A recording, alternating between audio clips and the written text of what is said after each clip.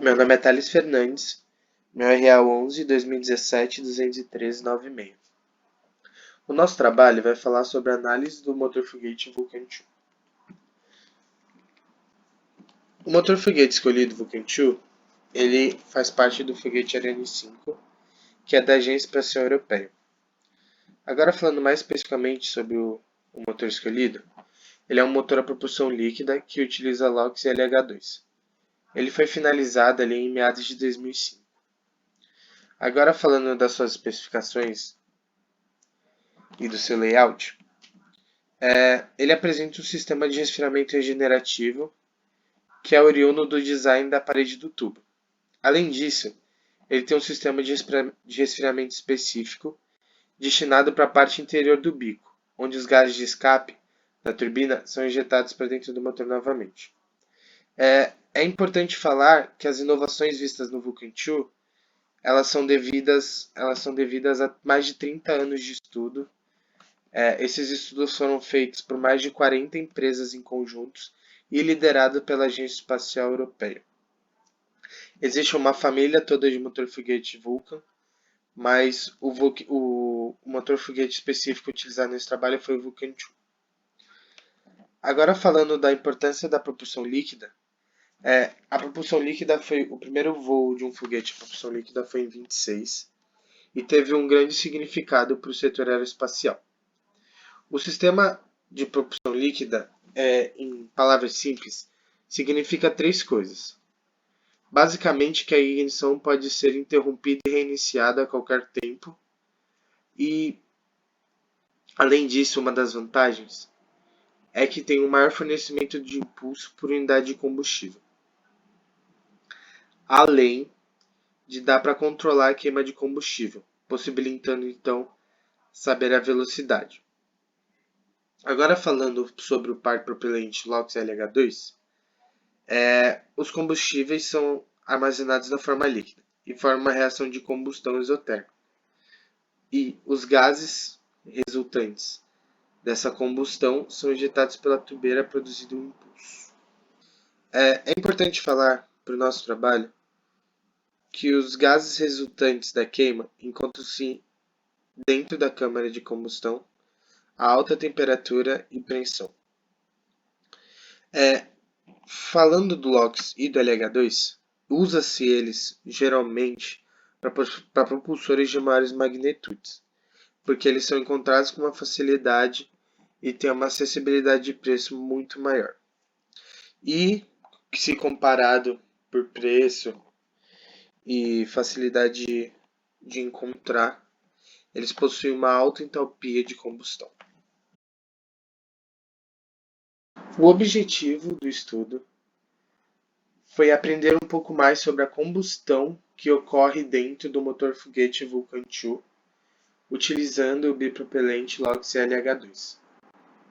Analisando parâmetros como equilíbrio e cinética química, olhando em bibliografia e rodando em softwares, nós conseguimos ter um amplo conhecimento sobre como ocorre a combustão dentro do motor foguete. Além disso, a gente visa conseguir colocar em prática o que aprendemos na aula de combustão 2 e também ver como os componentes dos motores foguetes, como injetores e ignitores, contribuem para o funcionamento e para a queima bem-sucedida do propelente.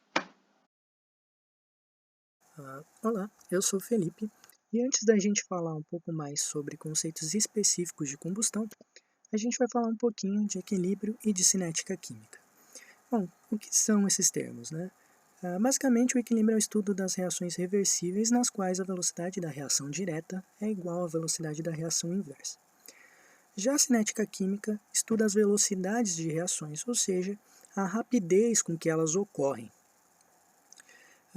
Mas qual a importância desses termos para o estudo da combustão, né? Essas ferramentas teóricas elas podem auxiliar um entendimento das reações que ocorrem em uma combustão, assim como podem auxiliar na construção de modelos para a obtenção, por exemplo, de parâmetros de desempenho de motores a combustão e da composição de seus produtos. Bom, como esses conceitos foram estudados nesse relatório? Bom, o equilíbrio químico, basicamente, foi estudado através de simulações com o RPA e o CEA-NASA. Eles são softwares equivalentes, mas, por motivos de comparação, o grupo optou por realizar a simulação em ambos, né?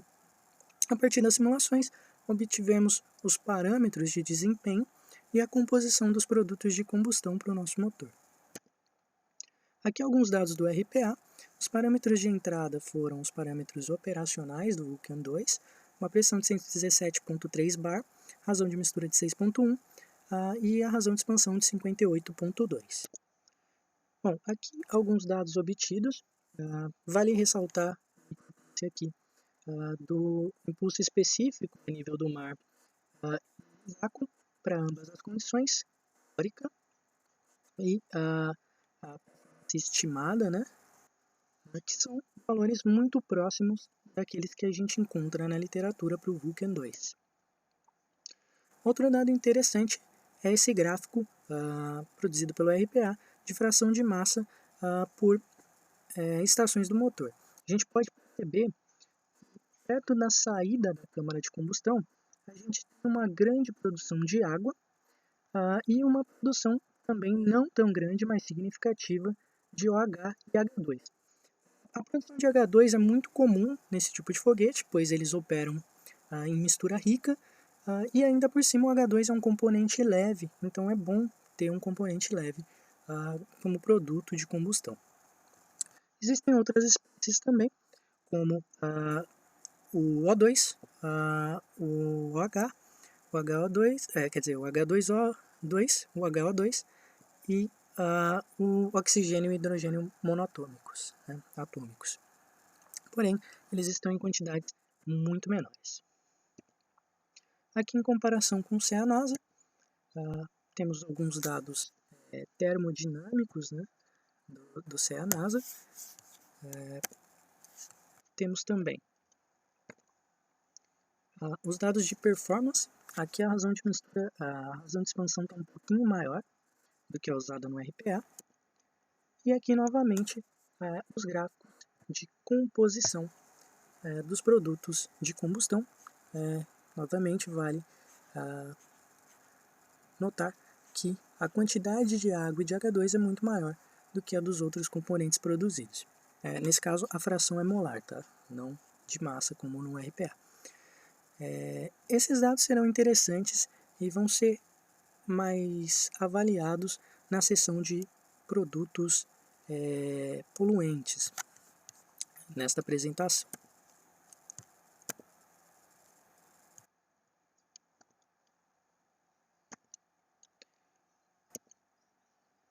Bom, agora falando um pouco de cinética química, novamente ela estuda as velocidades das reações químicas e os fatores que as influenciam, basicamente pela determinação de mecanismos de reação e dos coeficientes de velocidade. No nosso caso, o mecanismo de reação estudado é o do LOX e do LH2. É um mecanismo bem definido pela literatura, né?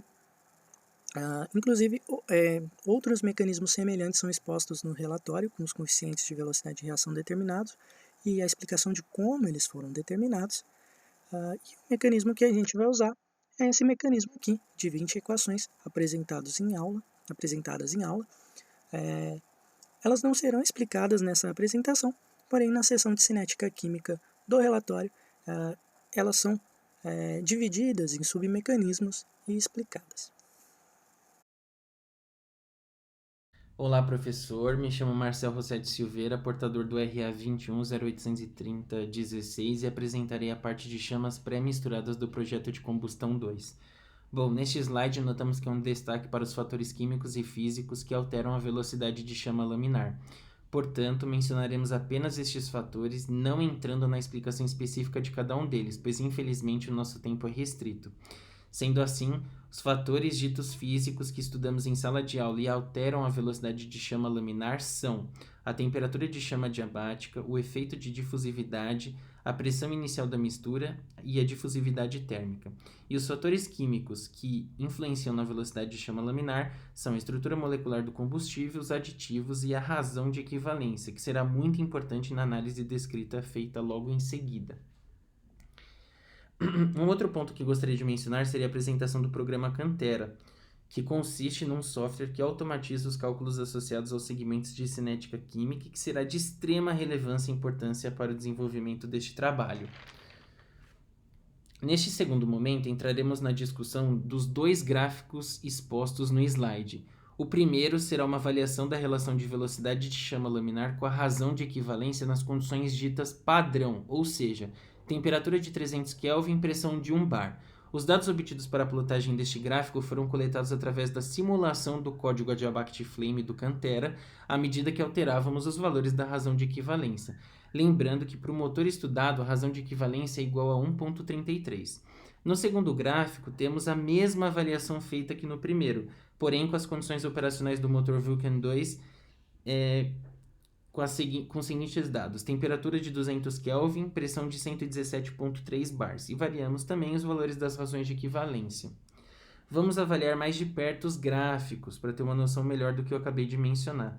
Tanto neste primeiro como no segundo, notamos que a máxima velocidade de chama laminar está deslocada para o lado rico, razão de equivalência maior que 1.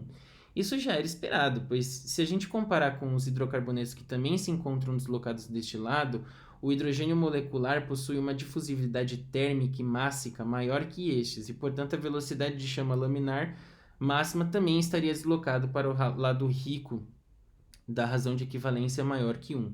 Um outro ponto é que a máxima velocidade de chama laminar, tanto no gráfico 1 como no gráfico 2, ficam entre os valores de 1.1 e 1.2, entre 1 e 1.2 na verdade, da razão de equivalência.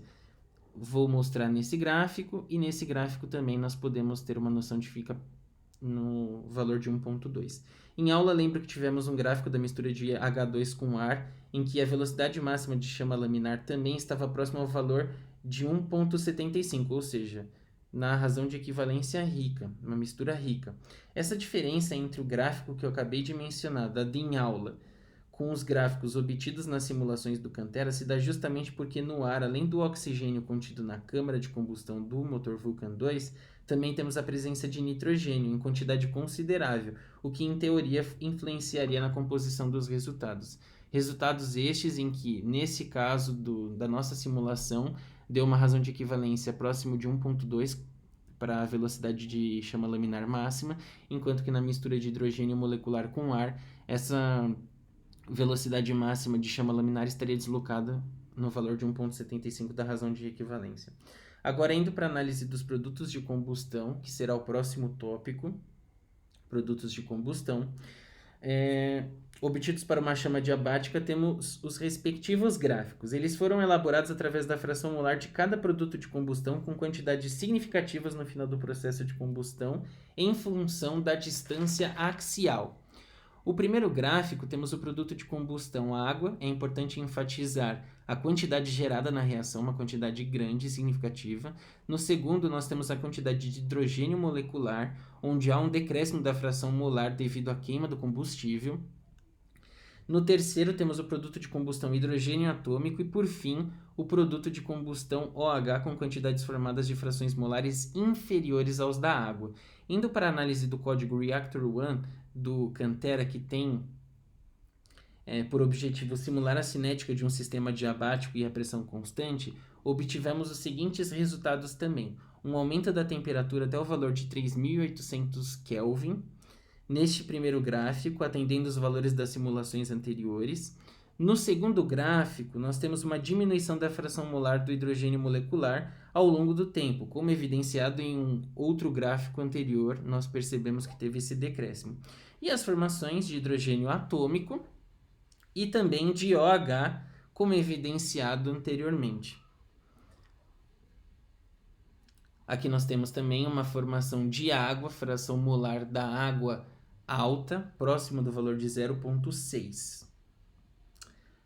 Indo agora para a formação de poluentes, nós temos que na formação de poluentes, o motor Vulcan 2 teve quantidades ínfimas de HO2 e H2O2 gerados, tanto que não entraram na maioria das análises, visto que o valor produzido era insignificante. Podemos ter uma percepção melhor sobre essa afirmação quando a gente olha para o gráfico, onde este retrata as frações molares finais dos produtos de combustão em função das rações de equivalência.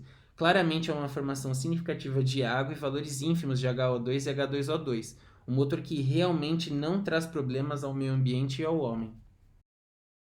Olá, meu nome é João Vitor Nogueira de Almeida, meu RA é 11-2017-22-616 e aqui no nosso projeto eu vou falar um pouco sobre os fenômenos de combustão. Nós dividimos eles em quatro tópicos, eu vou abordar os 3 primeiros e instabilidade de combustão, o Felipe vai dar continuidade. Bom, para a gente entender, ignição é o meio ou processo em que se inflama o material combustível e dá início à combustão. Extinção é o oposto, é o meio ou processo em que cessa a propagação de chama em um material combustível. Quanto à ignição e extinção aplicados ao Vulcan 2. O Vulcan 2 é um motor criogênico que queima hidrogênio e oxigênio líquido, e tanto o motor quanto a turbobomba dele são acionados por esses ignitores pirotécnicos. Esses ignitores são controlados por dispositivos eletrônicos e o produto da queima da carga deles gera gases e partículas quentes que, através de convecção, condução e radiação, sensibilizam o propelente e dá início à combustão.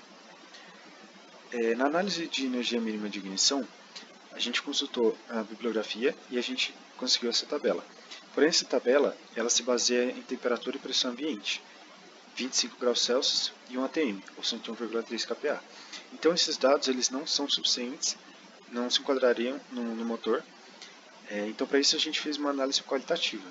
E a 90 Kelvin, uma temperatura bem inferior da tabela, haveria uma grande diminuição da temperatura, mas ocasionaria um grande aumento da energia mínima de combustão. Mas, em contrapartida, um grande aumento na pressão da câmara de combustão, só que também provocaria uma diminuição da energia de combustão. Então a gente não soube como ponderar esses dois fatores, então a gente não soube dizer com precisão como se dá esse mecanismo de ignição.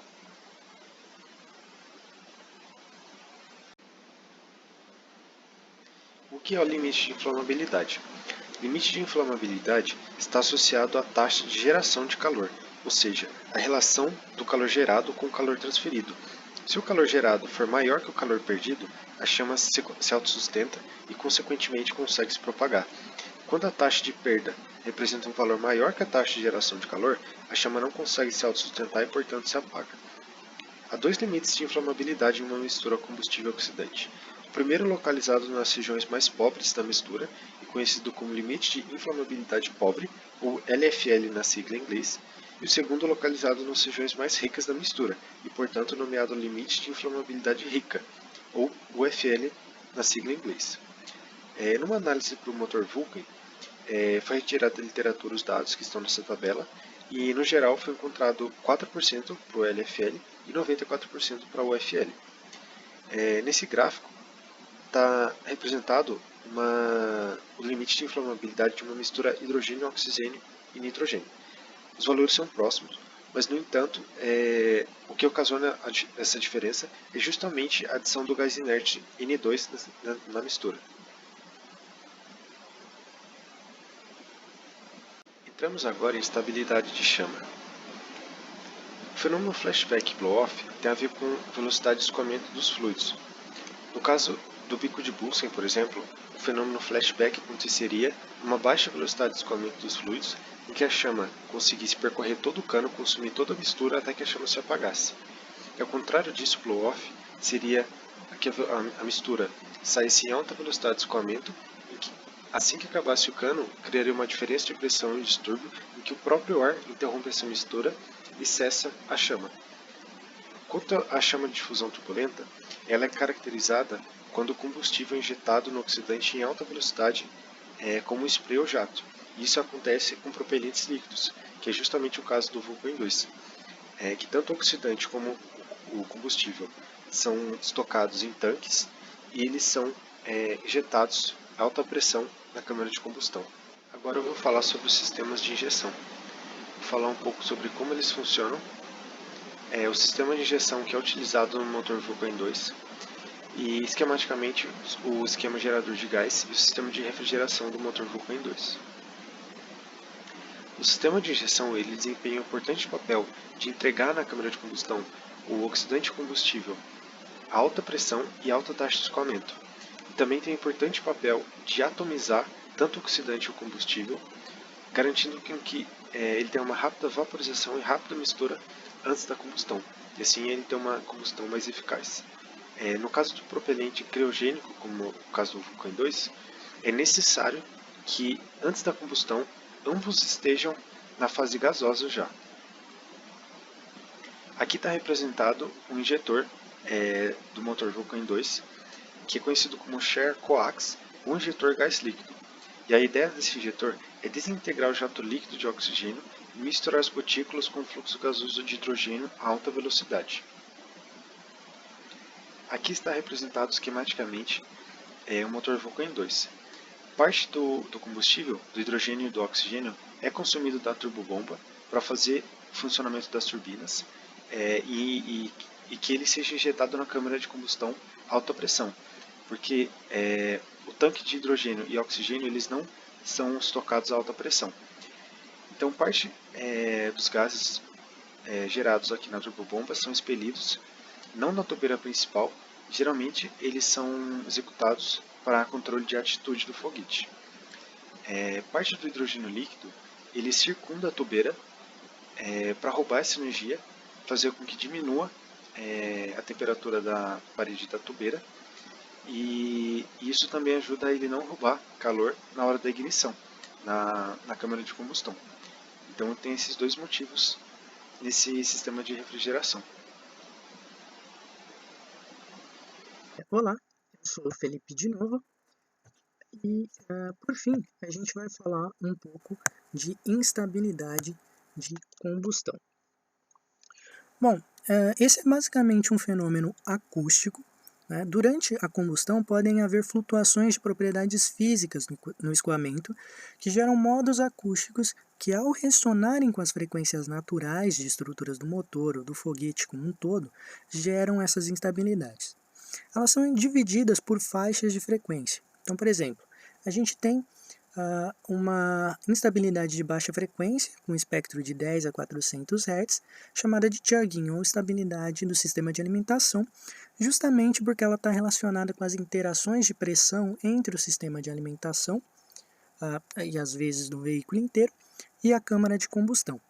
Esse tipo de instabilidade é muito comum em motores grandes e pode gerar uma instabilidade de voo conhecida como Pogo Instability, que tem esse nome devido ao formato do movimento que é semelhante a um Pogo Jump. Tá? Bom, o segundo tipo de estabilidade é a de frequência intermediária, né, com faixa entre 400 e 1000 Hz, que é chamada de acústica ou buzzing, justamente pelo chiado, né, pelo zumbido percebido quando ela ocorre. Ela está relacionada com a vibração, com as vibrações mecânicas das estruturas propulsivas e das ressonâncias do sistema de alimentação. Tá? Esse tipo é mais comum em motores de médio porte e é mais barulhento do que prejudicial. Porém, vale ressaltar que esse tipo de instabilidade inicia o próximo tipo. Bom, o próximo tipo é o de alta frequência, né, com frequências maiores do que 1000 Hz, que é chamado de screaming, novamente por causa do som produzido durante essa instabilidade, e está relacionado com as forças geradas no processo de combustão, né, ondas de pressão e as propriedades de ressonância da própria câmara de combustão. Esse tipo ele é potencialmente o tipo mais destrutivo. Ele pode destruir um motor foguete em menos de 1 segundo. Então ele é muito delicado e tem que ser muito bem avaliado. Bom, aqui, só para ilustrar dois tipos de combustão, a gente tem, por exemplo, quando a flutuação de pressão ela é menor do que mais ou menos 5% da pressão de operação da câmara, a gente diz que a combustão é smooth. No caso contrário, ela é rough. Aqui, um aparato de injetor, né, de injetores, que são alguns dos responsáveis pelo controle das instabilidades em um motor, como as instabilidades de média, de baixa e alta frequência. E aqui é um outro elemento responsável pelo controle dessas instabilidades, que é um ressonador de Helmholtz. Nesse caso, eles são pequenas cavidades colocadas na parede do combustor, pequenas cavidades, que vão servir para atenuar essas instabilidades. Bom, o funcionamento deste ressonador de Helmholtz é explicado na seção 10 do relatório. Além disso, outras formas de controle de instabilidade, que geralmente ocorrem na fase de projeto de um motor, e basicamente consiste em entender e amortecer esses modos de vibração, também são apresentados na seção mencionada.